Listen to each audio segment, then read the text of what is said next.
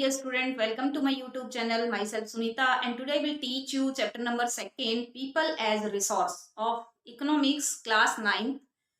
In previous chapter जो था story of village Palampur, उसमें हमने फैक्टर्स ऑफ प्रोडक्शन पढ़ा था, जिसमें 4 फैक्टर्स ऑफ प्रोडक्शन थे: land, labour, physical capital and human capital. तो इस चैप्टर में हम कंप्लीटली ह्यूमन कैपिटल के बारे में डिस्कस करेंगे। तो रिसोर्सेज क्या होता है? रिसोर्सेज जो हमारी लाइफ को, ह्यूमन बीइंग की लाइफ को इजियर और कंफर्टेबल बनाते हैं, कि रिसोर्स यूज करने के बाद ह्यूमन बीइंग की लाइफ ज्यादा कंफर्टेबल बन जाती है, वो रिसोर्सेज होते हैं। जैसे आपने पढ़ा होगा man made resources, natural resources. Natural resources वो होते हैं जो नेचर से गेन होते हैं, मैन मेड वो होते हैं जिसको ह्यूमन बीइंग बनाता है। तो अब जो आपका चैप्टर है पीपल एज रिसोर्स, तो पीपल रिसोर्स कैसे बनता है, पीपल रिसोर्स बनने के क्या फायदे हैं, क्यों बनता है, कैसे बनता है, कब बनता है, तो उस कंप्लीट चीजों के बारे में हम डिस्कस करेंगे। First is human capital. What is the means of human capital? The people who have knowledge and skills to do some productive work. एक पर्सन में जो नॉलेज है, जो स्किल्स है, और जिससे वो पर्सन प्रोडक्टिव पर्सन बना है, जिससे वो प्रोडक्टिविटी कर रहा है, तो वो क्या है उसकी, वो क्या कहलाएगा? Human capital. ह्यूमन जो रिसोर्स है या ह्यूमन जो कैपिटल है वो बन गया। किससे? उसके अंदर क्या है? स्किल्स है, उसके अंदर क्या है? एबिलिटीज है, और वो प्रोडक्टिव पर्सन बन गया है कि वो अर्निंग कर रहा है, तो वो अपनी फैमिली के लिए और अपनी कंट्री के लिए क्या बन जाता है? रिसोर्स बन जाता है। नेक्स्ट आता है requirement to generate human capital. Human को कैपिटल बनाने में कौन कौन सी रिक्वायरमेंट है, कौन कौन से फैक्टर हैं कि जिससे ह्यूमन कैपिटल बनता है? तो उसके 2 फैक्टर है। फर्स्ट इज हेल्थ और सेकंड इज एजुकेशन। अगर ह्यूमन बीइंग की हेल्थ बेटर है, उसकी हेल्थ के ऊपर उनकी फैमिली ने हेल्थ पर फोकस किया है, और उसकी जो एजुकेशन है वो भी बेटर है, तो वो पर्सन क्या होगा? रिसोर्स पर्सन बन जाएगा। इट मीन्स एक पर्सन है वो कभी भी बीमार नहीं होता है, और उसकी जो एजुकेशन है वो बेस्ट दी गई है कि जिससे वो बेटर अर्निंग करने लगा है। अगर हम इसमें एक केस स्टडी पढ़ते हैं, एक एग्जाम्पल है जो हमारी बुक में दिया गया है, विलास और सकल की स्टोरी है। तो इसमें 2 फ्रेंड्स होते हैं, एक विलास एक सकल। जो सकल होता है उसके पेरेंट्स सकल को पढ़ाते हैं, यानी कि उसकी जो एजुकेशन है उसको कंटिन्यूस रखते हैं, और आफ्टर दैट वो एक बेटर फर्म में वर्क करने लग जाता है, वहां पर उसको जॉब मिल जाती है। जॉब लगने के बाद उसकी परफॉर्मेंस बेटर होती है, और उसका बॉस होता है उसका प्रमोशन कर देता है, जिसके रीजन से सकल अपनी फैमिली के लिए क्या बना? एसेट बना। दूसरी साइड अगर हम विलास का एग्जांपल लेते हैं, तो विलास के फादर जो फिशरमैन थे उनकी डेथ हो जाती है, और जो विलास की मदर होती है वो भी फिशिंग वर्क करने लगती है। आफ्टर दैट वो विलास की एजुकेशन, विलास की हेल्थ के ऊपर ध्यान नहीं दे पाती है, विलास बीमार रहने लग जाता है, और धीरे धीरे वो वही वर्क करने लग जाता है जो उसके मदर और फादर करते। विलास के फादर की डेथ के बाद विलास की मदर विलास की एजुकेशन और हेल्थ पर ध्यान नहीं दे पाती है, विलास की जो एजुकेशन है वो बीच में ही छूट जाती है, और वो बीमार भी रहने लग जाता है, जिसके रीजन से उसको वही वर्क करना पड़ता है जो उसके मदर फादर करते थे, और उसकी अर्निंग बेटर नहीं होती है। तो किस तरह से एक पर्सन जिसके ऊपर इनपुट डाला गया, क्या इनपुट? हेल्थ और एजुकेशन का, तो वो एक बेटर एसेट बना। दूसरी साइड विलास के ऊपर बेटर एजुकेशन और हेल्थ के ऊपर फोकस नहीं किया गया, तो वो एक बेटर एसेट नहीं बन पाया। जो आपकी बुक में साइड में एक कॉलम में दे रखा है ग्रीन रेवोल्यूशन और आईटी के regarding, IT means information technology, तो वो भी किस किस रीजन से जो ग्रीन रेवोल्यूशन है वो कंट्री में स्प्रेड हुआ, या फिर इंफॉर्मेशन टेक्नोलॉजी किस तरह से स्प्रेड हुई? तो ये ह्यूमन बीइंग जब उनके अंदर आइडिया, जब उनके अंदर माइंड, जब उनके अंदर नॉलेज है, तभी वो इन चीजों को यूज कर सकते हैं। कि बिफोर 1960 के डिकेड से हमारे यहाँ पर प्रोडक्शन कम होता वीट और राइस का, लेकिन आफ्टर 1960 ग्रीन रेवोल्यूशन को अडॉप्ट किया गया, और ज्यादा से ज्यादा प्रोडक्शन किया गया वीट और राइस का, जिससे कंट्री में सेल्फ सफिशिएंसी बढ़ी। उसी तरह अगर हम देखते हैं आईटी इंफॉर्मेशन टेक्नोलॉजी की, किस तरह से ह्यूमन बीइंग ने अपनी नॉलेज को, अपनी एबिलिटी को, अपने स्किल को यूज करके कंट्री में डेवलपमेंट की साइड जो इंफॉर्मेशन टेक्नोलॉजी है उसको आगे बढ़ाया है। तो ह्यूमन बीइंग एक ऐसा फैक्टर है प्रोडक्शन का जिसके बिना और फैक्टर जीरो है, उनकी वैल्यू जीरो है। अगर मान लो आपके साथ पास सारे फैक्टर्स हैं, बट आपके अंदर इतनी आइडियाज, इतनी एबिलिटी, इतना माइंड नहीं है कि आप उन फैक्टर को यूज कर सके, तो आपके वो फैक्टर्स वेस्ट जाएंगे। अगर हम सकल और विलास दोनों की स्टोरी में देखते हैं, तो एक वर्चुअस साइकिल में होता है, दूसरा वीसीएस साइकिल में होता है। वर्चुअस साइकिल मीन्स कि जिसमें शकल की फैमिली थी, शकल के ऊपर फोकस किया और उसको एक बेस्ट पर्सन बनाया, जिससे उसकी बेटर इनकम हुई और उसने अपनी फैमिली की कंडीशन को अप किया। दूसरी तो वो कौन सा हुआ, वर्चस साइकिल। दूसरी साइड जो विलास था, उसके पापा की डेथ हो गई, उसकी मदर उसके ऊपर इतना फोकस नहीं कर पा रही थी क्योंकि उसकी इनकम इतनी ज्यादा नहीं थी, जिससे वो विशेष साइकिल में गिर गया, यानी कि उसकी जो हेल्थ है या उसकी जो एजुकेशन है दोनों ही डाउन चली। नेक्स्ट हेडिंग आती है हमारी economic activity. What is the means of economic activity? Economic activities are the activity which add value to the national income. ऐसी एक्टिविटी कि जिसकी वैल्यू को नेशनल इनकम में ऐड किया जाता है उसको बोलेंगे हम इकोनॉमिक एक्टिविटी। दूसरा होता है नॉन इकोनॉमिक एक्टिविटी कि जिसकी वैल्यू को नेशनल इनकम में ऐड नहीं किया जाता है, उसको हम बोल देंगे नॉन इकोनॉमिक एक्टिविटी। तो जो इकोनॉमिक एक्टिविटी है इसके टू पार्ट है। इसके टू पार्ट कौन कौन से हैं? एक है मार्केट एक्टिविटी और दूसरी है नॉन मार्केट एक्टिविटी। अब जो मार्केट एक्टिविटी होती है वो क्या होती है? Market activity related to earning और non market activity related to self consumption, जिसमें ओनली जिस वर्क से अर्निंग होती है उसको हम इंक्लूड करेंगे मार्केट एक्टिविटी में, और जिसको ओनली सेल्फ कंजप्शन के लिए यूज किया जाता है हम उसको ऐड करेंगे नॉन मार्केट एक्टिविटी में। एक टीचर है, उसने वो अर्निंग करता है तो उसकी जो अर्निंग है वो किस में इंक्लूड होगी? मार्केट एक्टिविटी में। एक जो हाउस वर्क करती है एक लेडी, उसको हम इंक्लूड करेंगे नॉन मार्केट एक्टिविटी में, क्योंकि जो हाउस वर्क करते हैं, जो हाउस वाइफ होती है वो सारा दिन घर के काम करती है, इवन वो सारे घर के काम करती, अगर हम एक सर्वेंट को से घर का काम करवाते हैं तो वो वर्क मार्केट एक्टिविटी में इंक्लूड होगा क्योंकि वो अर्निंग कर रहा है। लेकिन अगर वही वर्क एक हाउसवाइफ कर रही है तो उसको हम मार्केट एक्टिविटी में इंक्लूड ना करके किस में इंक्लूड करेंगे?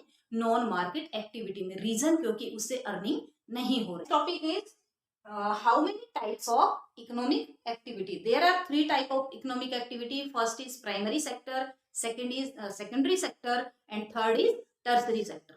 जो प्राइमरी सेक्टर है इसको हम नेचर से जो गुड्स होती है, नेचर से जो हमें चीजें मिलती है उसको हम प्राइमरी सेक्टर में इंक्लूड करते हैं। अब हम जो फार्मिंग करते हैं, पोल्ट्री फार्मिंग करते हैं, वो किसमें इंक्लूड करेंगे? फॉरेस्ट्री है, हम उसको इंक्लूड करेंगे प्राइमरी सेक्टर में। सेकेंडरी सेक्टर कौन सा होता है? सेकेंडरी सेक्टर वो होता है कि इसको सेकेंडरी सेक्टर को मैन्युफैक्चरिंग सेक्टर भी बोलते हैं। तो सेकेंडरी सेक्टर में प्राइमरी सेक्टर की जो गुड्स है उनको मॉडिफाई करके यूज किया जाता है, वो सेकेंडरी सेक्टर में इंक्लूड होता है।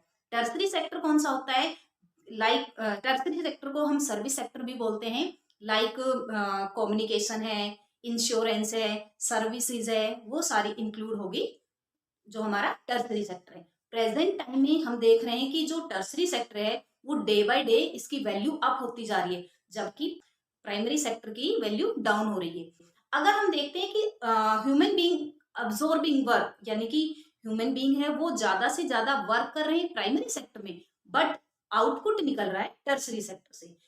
अगर हम अर्लियर टाइम की बात करते हैं तो उसमें देखते हैं कि जो प्राइमरी सेक्टर था उसमें ज्यादा लोग इन्वॉल्व थे, लेकिन प्रेजेंट टाइम में इन्वॉल्वमेंट प्राइमरी सेक्टर से टर्सरी सेक्टर की साइड जा रहा है। और जिस कंट्री में प्राइमरी सेक्टर में लोगों की इन्वॉल्वमेंट ज्यादा है वो कंट्री इतना डेवलप नहीं होगा जितना सेकेंडरी और टर्सरी सेक्टर वाला कंट्री डेवलपमेंट करेगा, क्योंकि जिस कंट्री में सेकेंडरी सेक्टर और टर्सरी सेक्टर में लोग जितनी ज्यादा इन्वॉल्वमेंट करते हैं वो कंट्री उतना ही ज्यादा डेवलप्ड कंट्री होता है। तुम्हारे इंडिया में अर्लियर टाइम में देखते हैं तो मैक्सिमम पर्सन फार्मिंग के ऊपर डिपेंड थे, लेकिन अगर हम प्रेजेंट टाइम देखते हैं तो जो वुमेन भी है वो भी जॉब करने लग गई है। तो ऐसा नहीं है कि प्रेजेंट टाइम में हमारे यहाँ पर प्राइमरी सेक्टर की ज्यादा इन्वॉल्वमेंट है, बट फिर भी अगर हम अनदर कंट्री से कंपैरिजन करते हैं तो देखते हैं कि हमारे यहाँ पर प्राइमरी सेक्टर काफी लोग प्राइमरी सेक्टर में इंक्लूड है। नेक्स्ट टॉपिक आता है क्वालिटी ऑफ पॉपुलेशन। जो पॉपुलेशन की क्वालिटी है वो 2 फैक्टर के ऊपर डिपेंड करती है। First is education, second is health. कि जो हेल्थ है, जो एजुकेशन है, उनके ऊपर पॉपुलेशन की क्वालिटी एक बेस्ट वे में डिपेंड करती है। मींस जब एक पर्सन की हेल्थ अच्छी होगी, जब उसको अच्छी एजुकेशन दी जाएगी, तभी वो पर्सन कंट्री के लिए एसेट बनता है, लायबल नहीं बनता है। अभी एसेट क्या होता है, लायबल क्या होता है? जब कोई पर्सन कोई इनकम नहीं करता है, इट मीन्स वो कोई अर्निंग नहीं करता है, उसकी एज हो चुकी है, मान लो 18 अबव हो गई है, 18 टू 50 के बीच में है, और वो पर्सन की जो एज है वो एक इनकम करने वाले पर्सन की है, बट वो अर्निंग करने की बजाय घर में ही बेकार पड़ा रहता है, तो वो क्या कहलाएगा? अपनी फैमिली के ऊपर, अपने कंट्री के ऊपर लाइबल पर्सन होगा। इट मीन्स वो एक टाइप से जिसको बोझ बोलते हैं। और एसेट कब होगा? जब वो पर्सन अर्निंग करेगा, जब वो पर्सन अपने फैमिली के लिए, अगर फैमिली के लिए अर्निंग करता है तो वो क्या कंट्री में भी इंक्लूड होता है, क्योंकि जब कोई भी पर्सन अर्निंग करते हैं उनकी उनको ऐड करने के बाद ही तो वो नेशनल इनकम इंक्लूड होती है। हर फैमिली की इनकम को ऐड करने के बाद नेशनल इनकम निकाली जाती है। तो वो कोई भी पर्सन जब अपनी फैमिली के लिए अर्निंग कर रहा है, इट मीन्स वो कंट्री के लिए भी अर्निंग कर रहा है। तो एक पर्सन लायबल कब बनता है? जब उसको बेस्ट एजुकेशन नहीं दी जाती है, जब उसको बेस्ट हेल्थ प्रोवाइड नहीं की जाती है, तो वो पर्सन लायबल बन जाता है। और एक ऐसा पर्सन जब इनको दोनों फैक्टर मिलते हैं, उसकी हेल्थ भी बेस्ट है और उसकी एजुकेशन भी बेस्ट है, तो वो पर्सन क्या बनेगा? कंट्री के लिए, फैमिली और कंट्री दोनों के लिए एसेट बनेगा, परिसंपत्ति बनेगा। तो अब जो इसमें हमने टू फैक्टर्स, जो मेन क्वालिटी है पॉपुलेशन की, वो किसके ऊपर डिपेंड करती है? हेल्थ के ऊपर और दूसरा एजुकेशन के ऊपर, जिसकी हमने केस स्टडी विलास और शकल के रिगार्डिंग पढ़ ली कि शकल को किस तरह से हेल्थ और एजुकेशन मिली, तो वो अपने फैमिली और कंट्री के लिए एसेट बना। दूसरी साइड विलास एसेट तो बना, इट मीन्स वो अपनी फैमिली के लिए अर्निंग तो कर रहा था, लेकिन जो उसको हेल्थ और एजुकेशन मिलनी चाहिए थी वो दोनों इतनी बेटर नहीं मिल पाई कि वो कंट्री के लिए बेस्ट एसेट बन पाता। पेरेंट्स भी तुम्हें एजुकेशन दे रहे हैं, अच्छे स्कूल में पढ़ा रहे हैं, क्यों पढ़ा रहे हैं? फॉर फ्यूचर एसेट बनने के लिए, कि आपको लाइफ में कमाना है, ये नहीं कि आप स्टडी करने के बाद घर में बेकार पड़े रहोगे। हर पेरेंट्स अपने बच्चे के ऊपर इन्वेस्टमेंट कर रहा है, कोई खर्चे नहीं कर रहा है, एक्सपेंडिचर नहीं कर रहा, वो एक टाइप से इन्वेस्टमेंट कर रहा है फॉर फ्यूचर इनकम करने के लिए, कि फ्यूचर में आप उनको इनकम दोगे। हर पेरेंट्स ये चाहता है अब हमारे पास पैसा है, चाहे पैसा नहीं है फिर भी लगाते हैं अपने बच्चों के ऊपर, कि अब हमारे पास जो भी अर्निंग है, हमारी अर्निंग है, हम अपने बच्चों के ऊपर इन्वेस्टमेंट करें कि फ्यूचर में ये एक बेस्ट एसेट बने अपनी फैमिली और कंट्री के लिए। तो उसी तरह से कोई भी बच्चा है उसके ऊपर बेस्ट एजुकेशन और हेल्थ दी जाती है, तो फैमिली और कंट्री के लिए एसेट बनता है। एग्जाम्पल देती हूँ, टू फैमिली है, एक फैमिली की मंथली इनकम है 1 लाख, दूसरी फैमिली की मंथली इनकम है 40,000। तो जो 1 लाख जिसकी इनकम है वो अपने बच्चों को अच्छी एजुकेशन नहीं दिला रहे, ओनली वो अर्निंग कर रहे हैं, उनको डिपॉजिट कर रहे हैं। इट मीन्स उन्होंने ना अपनी बच्चों की हेल्थ के ऊपर फोकस किया है, ना उनकी एजुकेशन के ऊपर किया है। दूसरी साइड, दूसरी फैमिली जिनकी इनकम ओनली 40,000 है, लेकिन वो अपने बच्चों को बेस्ट हेल्थ प्रोवाइड करवा रहे हैं, साथ में बेस्ट एजुकेशन, बेस्ट ट्रेनिंग दिलवा रहे हैं, जिससे वो फ्यूचर में जाकर एक बेस्ट जॉब में वर्क करते हैं। दूसरी साइड जिनकी 1 लाख सैलरी है, उनके बच्चे एक तरह से लाइबल बन जाते हैं कि वो अपने घर के लिए या अपने घर वालों के लिए कोई भी अर्निंग नहीं करते हैं। तो अब उन्होंने जो 1 लाख कमाने वाला पर्सन था, उसके बच्चे लाइबल बने, और उसकी अर्निंग इतनी अच्छी थी 1 लाख की, फिर भी उसने अपने बच्चों पर फोकस नहीं किया, तो वो उन्होंने अपने बच्चों को लाइबल बना लिया। दूसरी साइड जिस फैमिली के बच्चे, जो फैमिली ओनली 40,000 कमा रही थी, उसने अपने बच्चों के ऊपर फुल फोकस किया, अच्छा इन्वेस्टमेंट किया उनके ऊपर, उनके एजुकेशन के ऊपर, उनकी हेल्थ के ऊपर, जिसके रीजन से उन्होंने अपने बच्चे को एसेट बनाया। तो मे भी अच्छे से क्लियर हो गया होगा what the means of asset and liable. अब जो गवर्नमेंट है वो हेल्थ के लिए कौन कौन से एफर्ट्स कर रही है कि जिससे हर पर्सन को अच्छी हेल्थ प्रोवाइड हो और वो कंट्री में अच्छा वर्क करे। तो first is more hospitals and clinic. Even जो रूरल एरियाज है उनमें भी गवर्नमेंट के एफर्ट्स है कि ज्यादा से ज्यादा मेडिकल केयर सेंटर या फिर जो हॉस्पिटल्स है वो ओपन किए जाएं, जिससे हर पर्सन को हेल्थ फैसिलिटी प्रोवाइड हो। Second is free health checkups. Free health checkups होते हैं, आप देखते हैं कि जो विलेजेस एरिया है वहां पर भी जो हॉस्पिटल्स होते हैं, छोटे छोटे हॉस्पिटल्स होते हैं वहां पर, या वैसे भी कोई भी जो पंचायत घर वगैरह होता है उनमें भी आते हैं चेकअप्स के लिए, कभी आई चेकअप के लिए आए, कभी हेल्थ चेकअप के लिए आए, तो आते रहते हैं। तो ये सब फैसिलिटी कौन प्रोवाइड करती है? गवर्नमेंट करती है। नेक्स्ट आता है open many new medical colleges. बहुत सारे medical college, medical universities open की जा रही है कि जिससे ज्यादा बेस्ट हेल्थ हो कंट्री की और ज्यादा से ज्यादा पर्सन कंट्री के लिए एसेट बने। अब प्रेजेंट टाइम में आप देख रहे हो कोविड-19 में कि किस तरह से हमारे यहाँ पर डॉक्टर्स, नर्सेस अपने वर्क में लगे हुए, इवन जो हमारे स्टूडेंट्स हैं, जो मेडिकल साइड से स्टडी कर रहे हैं, वो भी इसमें अपना हाथ बटा रहे हैं, अपने काम में लगे हुए हैं। तो हमारे यहाँ पर जो मेडिकल केयर है वो काफ़ी बेस्ट है और इतनी लार्ज पॉपुलेशन को कंट्रोल में किया हुआ है, इतने लार्ज पॉपुलेशन को बेस्ट मेडिकल केयर प्रोवाइड की जा रही है। Next topic, importance of health for economy. की जो हेल्थ है, अगर वो किसी पर्सन की बेस्ट है तो वो इकोनॉमी में भी अपना बेस्ट वर्क करेगा।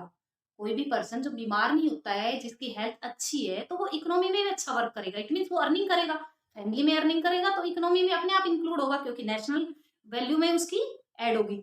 अब आता है कि जो हेल्दी और फिट पर्सन है वो कैसा होगा और वीक और इल पर्सन कैसा होगा। एक पर्सन जिसकी हेल्थ फिट फोर है वो कभी बीमार नहीं होता, वो उसकी फैमिली भी बेटर होगी, साथ में वो सोसाइटी में भी बेटर तरीके से रहेगा और उसकी इनकम को नेशनल इनकम में भी इंक्लूड किया जाएगा। और उसकी जो इस तरह से बहुत सारे फैमिलीज होती है, बहुत सारे पर्सन होते हैं जो हेल्थी होते हैं, तो उन सबकी इनकम को नेशनल इनकम में इंक्लूड किया जाता है। दूसरी साइड एक ऐसा पर्सन जो इल पर्सन है, अनफिट पर्सन है, तो उस पर्सन वो अपनी, ना तो वो पर्सन अपनी फैमिली के लिए अर्निंग कर पा रहा है और ना ही वो कंट्री के लिए अर्निंग कर पा रहा है। जो फैमिली के लिए करते हैं वो कंट्री के लिए भी करते हैं। तो जो हेल्दी पर्सन है उसकी बहुत ज्यादा इंपॉर्टेंस है। एक कंट्री जिस पॉपुलेशन खूब ज्यादा है लेकिन वो सारे हेल्दी हैं, तो वो कंट्री राइज अप होगी, यानी उसकी इकोनॉमी ज्यादा अच्छी होती चली जाएगी। एक ऐसा कंट्री चाहे उसकी पॉपुलेशन थोड़ी है लेकिन अगर वो इनकम कम करते हैं, वो बीमार रहते हैं, उनकी हेल्थ अच्छी नहीं है, तो वो कंट्री धीरे धीरे डिक्रीज हो जाएगा, उनकी डेवलपमेंट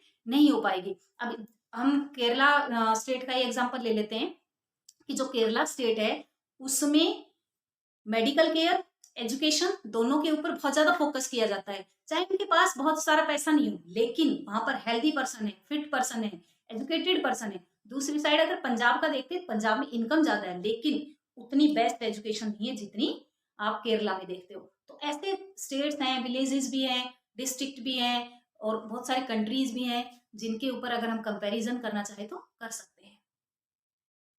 नेक्स्ट टॉपिक आता है आपका रिगार्डिंग एजुकेशन की। एजुकेशन अगर बेस्ट होगी तो पीपल किस तरह से एसेट बनेगा, और बेस्ट एजुकेशन होगी एसेट बनेगा, बेस्ट एजुकेशन नहीं होगी लाइबल बनेगा। एक ह्यूमन बीइंग, एक पर्सन जिसके अंदर नॉलेज है वो पर्सन बेस्ट वर्क करता है। उसके पास और रिसोर्स नहीं है लेकिन नॉलेज है, उसने बेस्ट एजुकेशन ली है, वो सारे काम अपने आप अच्छा करता चला जाएगा। आप कई बार देखते हो, बहुत सारे एरियाज में देखते हो कि एक पुअर फैमिली लेकिन उनका बच्चा इतना अच्छा पढ़ जाता है कि इवन वो सिविल सर्विसेज में चला जाता है, आईएएस आईपीएस ऑफिसर बन जाता है, तो अपनी तरह से वो अपनी फैमिली का स्टैंडर्ड अप करता है। और एक ऐसा बच्चा जो हाई स्टैंडर्ड की फैमिली से है लेकिन वो धीरे धीरे डिक्रीज कर देता है पूरी फैमिली को, कि उसका जो एजुकेशन है वो खराब होती है, जो उसका कैरेक्टर है वो बेकार होता है और धीरे धीरे वो अपनी फैमिली को डिक्रीज कर देता है। तो एजुकेशन भी एक मोस्ट इंपॉर्टेंट फैक्टर है कंट्री की इकोनॉमी को राइज अप करने के लिए। तो गवर्नमेंट ऐसे कौन कौन से एफर्ट्स कर रही है कि जिससे एजुकेशन ज्यादा से ज्यादा स्प्रेड हो कंट्री के अंदर। जब इंडिया इंडिपेंडेंट हुआ कंट्री में इतनी एजुकेशन नहीं थी।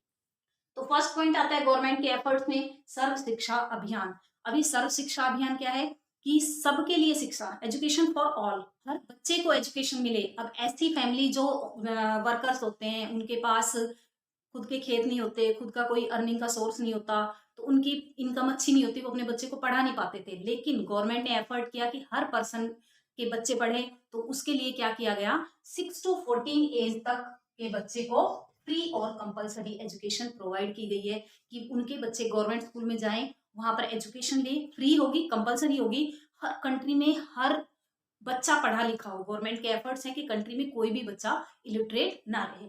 सेकेंड पॉइंट आता है मिड डे मील स्कीम। जो मिड डे मील स्कीम है ये किस लिए चलाई गई है, क्यों इम्प्लीमेंट की गई है midday meal scheme. Midday meal scheme को इम्प्लीमेंशन करने का एक पर्पज था कि जो हमारे लेबर क्लासेस हैं उनके पास टाइम नहीं होता कि वो अपने बच्चों के लिए खाना बनाए, उनको स्कूल भेज सके। तो इसके लिए गवर्नमेंट ने एफर्ट किया स्कूल में ही खाना मिलेगा कि जिससे उनके पेरेंट्स परेशान ना हो और साथ में उनको ये डर ना लगा रहे कि हम तो काम पे चले जाते हैं, बच्चा बाद में क्या खाए। Next is new colleges and universities. Education spread करने के लिए बहुत सारे कॉलेजेस ओपन किए गए हैं, यूनिवर्सिटीज ओपन की गई है कि ऐसी फैमिली या ऐसा एरिया जहाँ पर स्कूल नहीं थे, जहाँ पर कॉलेज नहीं थे, यूनिवर्सिटी नहीं थी, वहां पर ये सारी फैसिलिटीज प्रोवाइड की गई। किस लिए कि हर स्टूडेंट, हर बच्चा पढ़ सके। जो लड़कियां होती है उनको दूर कॉलेज में नहीं भेजते थे पेरेंट्स, लेकिन अब भेजने लग गए हैं क्योंकि आसपास बहुत सारे कॉलेजेस ओपन कर दिए गए हैं। Next point is open Navodaya Vidyalaya. जो ये नवोदय विद्यालय होते हैं, इनके अंदर अगर बच्चे का सिलेक्शन हो जाता है तो वो फ्री एजुकेशन लेता है और एक बेस्ट एजुकेशन लेता है, तो ये भी ओपन किए गए हैं। Increase budget for education. Education को और ज्यादा अपलिफ्ट करने के लिए जो गवर्नमेंट है, जो गवर्नमेंट प्लान करती है कि हमें अपने टाइम पीरियड में कितना एक्सपेंडिचर करना है एजुकेशन, एग्रीकल्चर, रोड, इनका बजट तैयार करती है, तो उसमें जो मेन फोकस किया गया वो एजुकेशन पे किया गया है। अगर एजुकेशन बढ़ेगी तो कंट्री की डेवलपमेंट अपने आप ही बढ़ जाएगी। जो हमने देखे क्वालिटी ऑफ पॉपुलेशन है, इसमें two factor very very important है, टू फैक्टर रिस्पॉन्सिबल है, हेल्थ एंड एजुकेशन। जिस बच्चे की हेल्थ बेटर होगी, जिस बच्चे की एजुकेशन बेटर होगी, वो अपने आप ही कंट्री के लिए एसेट बन जाएगा। लेकिन अगर कोई पर्सन अपने बच्चों की हेल्थ और एजुकेशन पर एक्सपेंडिचर नहीं करता है, हम इसको एक्सपेंडिचर नहीं कहेंगे, इवन इन्वेस्टमेंट कहेंगे, क्योंकि इन्वेस्टमेंट होगी कि बच्चे को प्रेजेंट टाइम में वो ले रहा है तो इन फ्यूचर वो देगा भी। तो इन्वेस्टमेंट किया जाता है बच्चे की हेल्थ और एजुकेशन पर, जिससे वो आगे जाकर एक बेस्ट पर्सन बन सके और कंट्री में अपना पार्टिसिपेशन दे सके। नेक्स्ट और last topic of this chapter, unemployment. Unemployment होता है बेरोजगार, ऐसा पर्सन जो काम करना चाहता है बट उसको अपनी जो एबिलिटी है उसके अकॉर्डिंग वर्क नहीं मिलता है। People who are willing to work at the going wages still can't find job are called unemployed. एक ऐसा पर्सन, एक ऐसा ह्यूमन बीइंग जो अपनी एबिलिटी के अकॉर्डिंग वर्क करना चाहता है बट उसको उसकी एबिलिटी और वेज के अकॉर्डिंग वर्क नहीं मिल पाता है, तो वो पर्सन वर्क नहीं करता है, तो वो क्या कहलाता है? Unemployed person. कोई भी ऐसा पर्सन जो वर्क करना ही नहीं चाहता तो हम उसको अनएम्प्लॉय नहीं करेंगे। अनएम्प्लॉय उस पर्सन को कहेंगे कि वो वर्क करना चाहता है बट उसे उसके अकॉर्डिंग, उसकी एबिलिटी के अकॉर्डिंग उसको वर्क मिलता नहीं है, उसको हम अनएम्प्लॉयमेंट करेंगे, उसको हम अनएम्प्लॉय पर्सन करेंगे। जो अनएम्प्लॉयमेंट होती है उसके टाइप्स होते हैं। There are 3 types of unemployment. First is seasonal, second is disguised and third is educated. जो first type of unemployment seasonal, ये मैक्सिमम रूरल एरिया में मिलते हैं। कि रूरल एरिया में क्या होता है कि sowing time, after that harvesting time, इनमें बहुत सारा वर्क होता है, लेकिन बिटवीन का जो टाइम होता है, मिड टाइम होता है, उसमें वर्क नहीं मिल पाता है। और वो पर्सन जो सोइंग टाइम और हार्वेस्टिंग टाइम वर्क कर रहा था, वो बीच के टाइम में एकदम फ्री हो जाता है। तो आप देखते हो कि जो पर डे वर्क करने वाले पर्सन होते हैं उनके अकॉर्डिंग उनको सैलरी मिलती है, तो वो पर्सन क्या करते हैं कि ड्यूरिंग सोइंग टाइम खेतों में काम मिल जाता है, ड्यूरिंग हार्वेस्टिंग टाइम खेतों में काम मिल जाता है, लेकिन और मिड टाइम में जब हार्वेस्टिंग टाइम हो जाता है उसके बाद खेत बिल्कुल खाली हो जाते हैं, उस टाइम उनके पास कोई काम नहीं होता, वो अनएम्प्लॉयड पर्सन हो जाते हैं। सीजनल वर्क में एक आप कंस्ट्रक्शन वर्क भी देख सकते हो कि ड्यूरिंग रेनी सीजन कोई वर्क नहीं होता, जिसके रीजन से जो वर्कर्स होते हैं, जो कंस्ट्रक्टर होते हैं, वो फ्री हो जाते हैं, तो वो क्या कहलाएंगे? Seasonal unemployed person. नेक्स्ट आता है डिसगाइज्ड पर्सन, यानी कि छिपी हुई बेरोजगारी। डिसगाइज्ड होता है कि पर्सन वर्क करता दिख रहा है बट उसका आउटपुट कुछ नहीं आ रहा। हम इसका एक एग्जांपल लेते हैं। एक फैमिली जिसमें 8 मेंबर और उनके पास ओनली 1 हेक्टेयर फार्म है, 1 हेक्टेयर खेत है, उसमें 8 मेंबर उस फैमिली में। अगर मान लो कंप्लीट ईयर में उनके 8 मेंबर वहां वर्क करते हैं तो भी प्रोडक्शन सेम होता है। अगर 3 उसमें से निकाल देते हैं और 5 पर्सन ने पूरे साल वर्क किया है तो भी उनका प्रोडक्शन सेम होता है। तो जो 8 पर्सन ने वर्क किया और 5 पर्सन ने वर्क किया, प्रोडक्शन तो होगा क्या? सेम। बट जो 3 पर्सन पूरे साल लगे रहे, इन्होंने क्या किया? तो ये क्या रहे? हमारा एक्स्ट्रा रहे। तो ये जो एक्स्ट्रा पर्सन है ये वर्क करके दिखाई दे रहे थे, लेकिन इनका आउटपुट यानी कि जो रिजल्ट आया, जो प्रोडक्शन हुआ, उसके ऊपर कोई इफेक्ट नहीं हुआ। तो ये क्या कहलाए यहाँ पर? डिसगाइज्ड पर्सन, यानी छिपे हुए हैं, वर्क कर रहे हैं बट इनका आउटपुट नहीं आ रहा है, तो ये क्या कहलाएगी? Disguised unemployment. नेक्स्ट आता है एजुकेटेड अनएम्प्लॉयमेंट। जो एजुकेटेड अनएम्प्लॉयमेंट है आपको ये रूरल एरिया में कम देखने को मिलेगा, अर्बन एरिया में ज्यादा देखने को मिलता है। जिन्होंने अच्छी एजुकेशन ली है लेकिन उनको उनकी एजुकेशन के अकॉर्डिंग वर्क नहीं मिल पा रहा है। इट मीन्स कोई बीटेक पर्सन है या कोई ऐसा स्टूडेंट जिसने एमबीए किया हुआ है लेकिन उसको मिल रही है 5,000 की जॉब, तो वो कभी भी करने के लिए रेडी नहीं होता है, तो वो कैसा पर्सन कहलाएगा?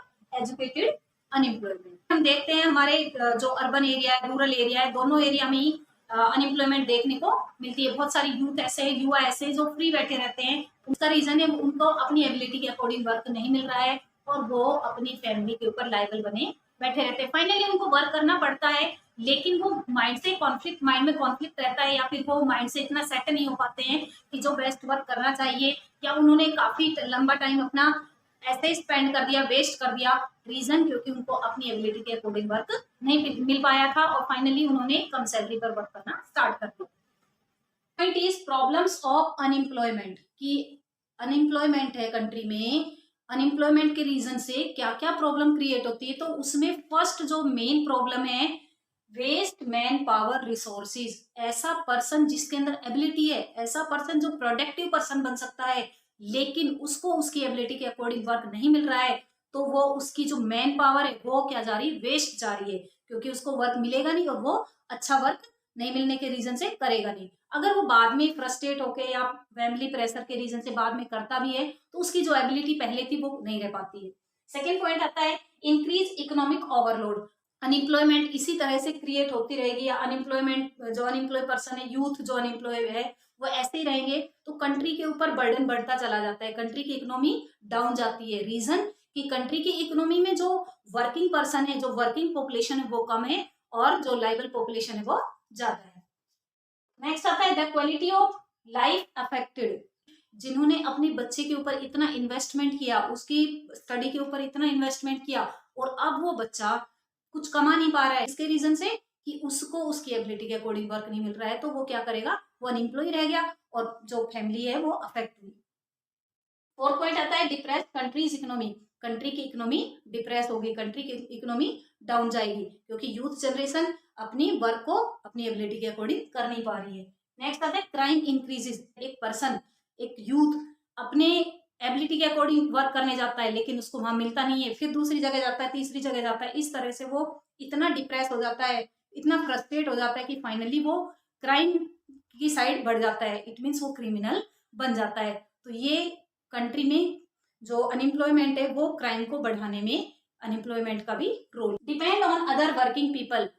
एक पेरेंट्स जिसने इतने सारे एफर्ट्स किए, अपने बच्चे को अच्छी एजुकेशन दी, उसके ऊपर बहुत सारा पैसा एक्सपेंडिचर कर दिया, लेकिन वो बच्चा जिसको अपनी एबिलिटी के अकॉर्डिंग वर्क नहीं मिला, वो बच्चा बिल्कुल परेशान हो गया। इट मीन्स वो एक यूथ जो कर सकता है, बहुत कुछ कर सकता है, लेकिन उसको काम नहीं मिल पा रहा है, तो वो डिप्रेस हो जाएगा और अभी तक जो अपनी पेरेंट्स के ऊपर लायबल था वो अभी भी लायबल ही बना रहेगा। तो इसके रीजन से क्या होगा, पेरेंट्स भी डिप्रेस होंगे और साथ में बच्चा भी डिप्रेस होगा और हमारी इकोनॉमी है वो भी डिप्रेस होगी। तो इस तरह से इस चैप्टर में हमने रिगार्डिंग ह्यूमन रिसोर्सेज के बारे में पढ़ा कि जिस कंट्री में ह्यूमन बीइंग की एबिलिटीज अच्छी है, जिस तरह से ह्यूमन बीइंग की हेल्थ अच्छी है, एजुकेशन अच्छी है, वो कंट्री के लिए प्रोडक्टिव पर्सन है। जिस कंट्री में वर्किंग पर्सन ज्यादा होंगे, लाइबल पर्सन कम होंगे, वो कंट्री उतना ही ज्यादा डेवलप होगा। जिस कंट्री की एजुकेशन बेस्ट होगी, लाइक जापान ले लो आप, जापान में एजुकेशन कितनी बेस्ट है, एक छोटे से छोटा बच्चा वर्क करना जानता है, क्योंकि वहां पर टेक्निकल वर्क सिखाया जाता है। उनकी एजुकेशन ही ऐसी कि उनको टेक्निकल वर्क दिया जाता है कि जिससे वो फ्यूचर में किसी भी तरह का कोई अनएम्प्लॉय पर्सन ना बने। इकोनॉमी में लाइबिलिटी और एसेट, ये दोनों जो वर्ड्स हैं, या एसेट बनना अच्छा होता है, लाइबल बनना अच्छा होता है, एसेट बनना अच्छा होता है। अगर कंट्री में ज्यादा से ज्यादा एसेट होंगे, प्रोडक्टिव पर्सन होंगे, वर्किंग पर्सन होंगे, कंट्री उतना ही ज्यादा डेवलपमेंट की साइड बढ़ता चला जाएगा। जितने ज्यादा लाइबल होंगे, जितने ज्यादा क्राइम होंगे, उतना ही कंट्री डिग्रेड की साइड चला जाएगा, उतना ही कंट्री बिल्कुल डिक्रीज होता चला जाएगा। तो आई होप आपको ये चैप्टर अच्छे से क्लियर हो गया होगा, पीपल एज रिसोर्स। और ये उम्मीद करती हूँ कि आप सभी स्टूडेंट ये एफर्ट करेंगे कि हम भी कंट्री के लिए एसेट बने, लाइबल ना बने, हम कंट्री के लिए प्रोडक्टिव पर्सन बने। जो हमारे पेरेंट्स हमारे ऊपर इन्वेस्टमेंट कर रहे हैं वो करके दिखाएं, जो हमारे पेरेंट्स चाहते हैं। आई होप आपको चैप्टर अच्छे से क्लियर हो गया होगा। मिलते हैं नेक्स्ट वीडियो में, तब तक के लिए ओके बाय, टेक केयर।